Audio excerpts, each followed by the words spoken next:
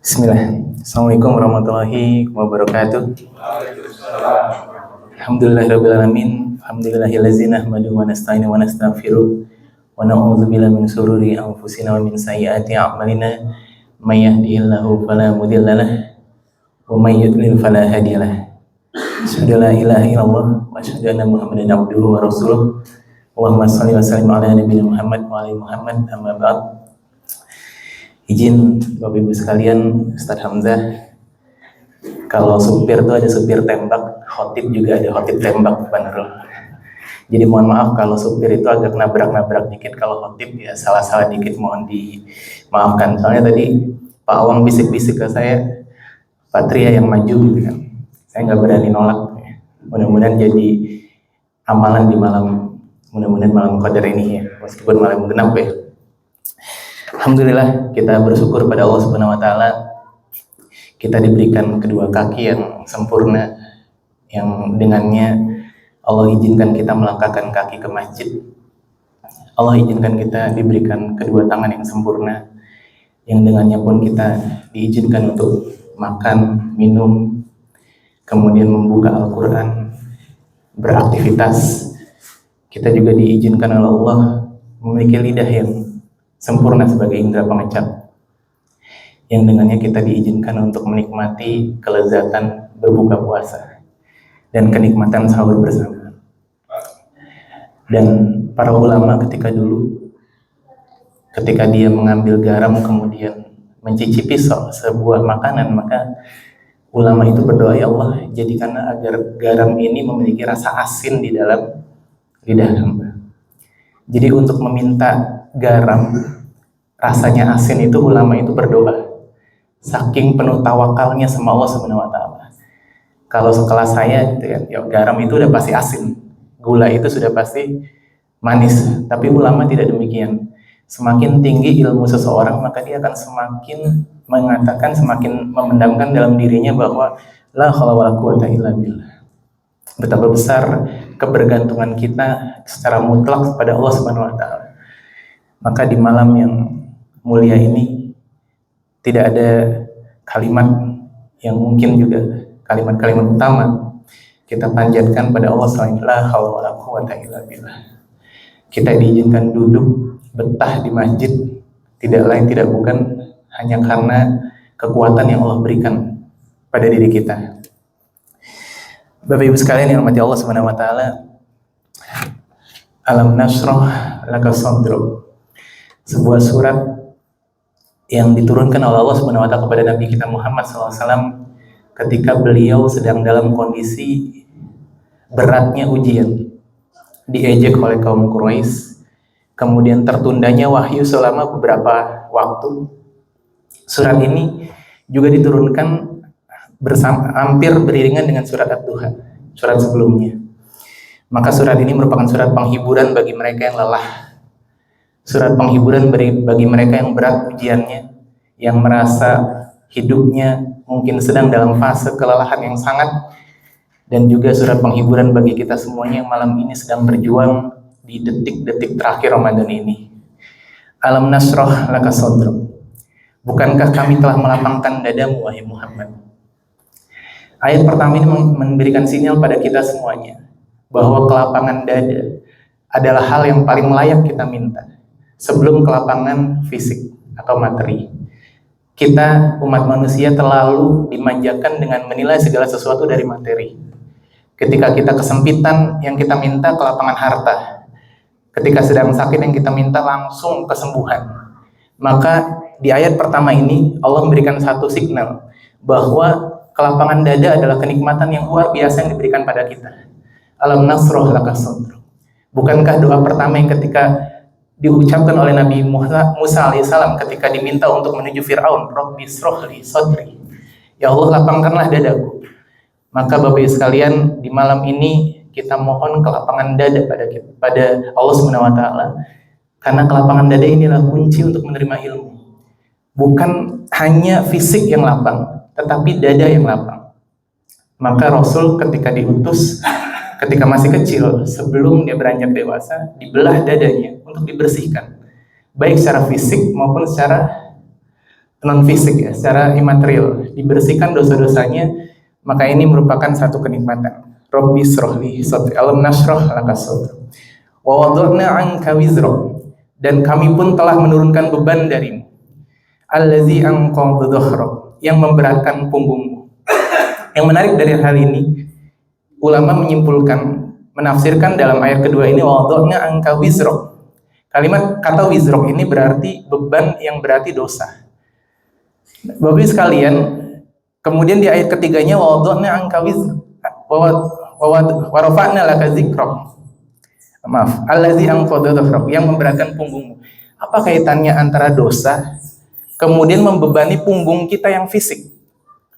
Jadi di ayat kedua Allah bicara tentang dosa yang sifatnya tidak kelihatan, tetapi di ayat ketiga Allah bicara tentang punggung, atau seperti kita membawa sebuah beban di punggung yang itu bentuknya fisik. Nah, maka para ulama menyimpulkan nih, beratnya kita beribadah itu bukan karena beratnya fisik kita. Beratnya kita beribadah adalah karena beratnya dan banyaknya dosa-dosa kita.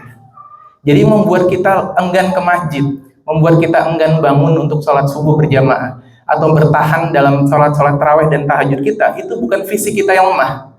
Itu bukan kaki kita yang berat, atau kita ngantuk, dan memang kita ngantuk. Cuma bukan itu sebenarnya. Tapi karena apa? Karena beratnya dosa-dosa kita. Maka yang pertama kali Rasul ajarkan kalimatnya kepada Aisyah radhiyallahu ta'ala anha adalah Allahumma innaka afuwun tuhibbul afwa fa'fu anni. Minta ampun terhadap dosa. Dan ini juga berlaku di semua hal. Ketika Nabi Yunus alaihissalam tenggelam, dimakan oleh ikan yang sangat besar, maka doa yang pertama bukan minta dibebaskan dari ikan tersebut, tetapi la ilaha illa anta subhanaka inni kuntu minaz zalimin. Ya Allah, la ilaha illa anta, kalimat tauhid, subhanaka, mensucikan Allah, inni kuntu minaz zalimin, mengampuni dosa. Ketika Nabi Adam diturunkan dari surga ke bumi, maka doa yang diajarkan Allah, Rabbana dzalamna anfusana wa illam taghfir lana wa tarhamna lanakunanna minal khasirin. Ini mengisyaratkan pada kita semua, ketika beban berat kita dalam hidup ini menerpa kita, maka jangan buru-buru minta kelapangan fisik, minta diampuni dosa dulu.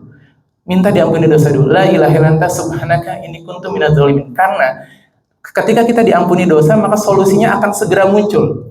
Itu udah kaidah dalam perbaikan, baik kehidupan kita maupun ke dunia maupun akhirat. Berikutnya di ayat keempat, wa rafa'na laka dzikrak, dan kami tinggikan sebutan nama bagimu. Bapak sekalian, ayat ini tujukan pada baginda Nabi SAW. Bukankah dalam azan dan iqamah nama beliau alaihissalam selalu dikumandangkan?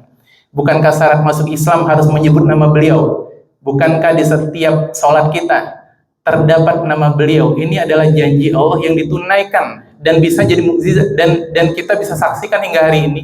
Nama Nabi Muhammad SAW yang dilapangkan dadanya, yang diampuni dosanya, wa rafa'na laka dzikrak. Maka ini juga tawaran bagi kita semua, kata para ulama. Bagi kita yang mengikuti ittiba pada Nabi kita SAW, maka kita pun akan diangkat derajatnya, diangkat nama-nama kita di dunia dan di akhirat. Wa rafa'na laka dzikrak. Kemudian ayat berikutnya, ayat favorit, fa inna ma'al usri yusra. Inna ma'al usri yusra. Maka sesungguhnya ma'a, bersama kesulitan ada kemudahan. Sesungguhnya bersama kesulitan ada kemudahan. Fa inna ma'al usri yusra. Al-usr di ayat kelima itu sama dengan al-usr di ayat ke-6. Ulama menyimpulkan di sini adalah merujuk pada definitifnya kesulitan. Artinya dia kesulitan yang sama. Al-usr itu ma'rifat. Ma'rifat artinya dia menunjuk pada satu kesulitan yang sama. Tetapi ketika Allah menyebut yusr, fa inna ma'al usri yusra, jamak, nakirah, umum, maka kata para ulama menyimpulkan bahwa satu kesulitan pasti diiringi minimal dengan dua kemudahan. Jadi satu kesulitan minimal dua kemudahan dan bersama-sama. Ini penghiburan yang luar biasa pada kita semuanya. Bapak Ibu sekalian, Ibnu Qayyim menjelaskan kenapa manusia itu terlalu khawatir dengan sesuatu yang dijamin. Bukankah ketika dia dalam kandungan, dia tidak bisa makan, tidak bisa minum, dia diberikan satu jalur rizki melalui plasenta. Kemudian setelah dia lahir ke dunia, Allah tutup jalur rizkinya, digunting plasentanya, tapi Allah berikan dua jalur rizki lain, yaitu melalui puting susu ibunya. Dan ketika dia disapih usia 2 tahun, Allah berikan dia 2 jalur rezekinya ditutup dan Allah ganti dengan 4 jalur rezeki. Apa itu 4 jalur rezeki? Dia diberikan makanan dan minuman. 2 jenis makanan, yaitu dari hewan dan tumbuhan, dan 2 jenis minuman dari air dan susu. Dan kemudian ketika dia meninggal dunia ditutup 4 jalur rezekinya, tapi Allah berikan 8 jalur rezeki, pintu surga. Kita memilih bebas dari 8 pintu surga yang mana saja yang Allah sediakan bagi kita semuanya. Maka terhadap rezeki jangan terlalu risau. Wa may yattaqillaha yaj'al lahu makhraja wa yarzuqhu min haitsu la yahtasib. Wa may yatawakkal 'ala Allahi fa huwa hasbuh. Innallaha balighul amri. Barang siapa dia bertakwa pada Allah, maka Allah akan baginya jalan keluar dari arah yang tidak diduga-duga. Kalau kita terlalu banyak berpikir, berarti kita sudah menduga. Padahal Allah janjikan apa?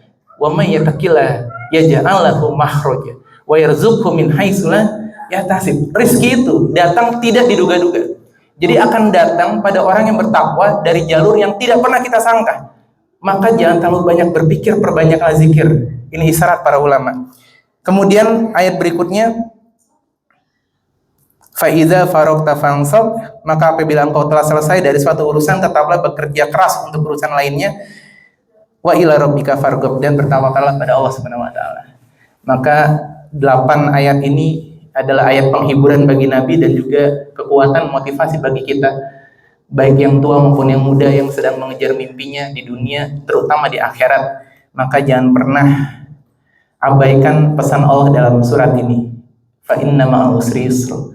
Inna ma'al usri yusra. Allah pasti akan sambut kita semuanya, dan kita berdoa mudah-mudahan Allah kumpulkan kita semuanya seperti di sini, yaitu di surga nanti. Kita ngopi bareng, di sana ada kopi ya. Pak Dudi ya. Homer ada di sana, tapi tidak memabukkan, karena memang janji Allah diharamkan di dunia, tapi di akhirat itu nanti buka. Jadi Pak Dudi nanti minum Homer ya di akhirat. Baik, izin Ustaz, mudah-mudahan Allah nanti tolong luruskan jika ada kesalahan. Hakum rabbik fala takunanna minal mumtarin. Assalamualaikum warahmatullahi wabarakatuh.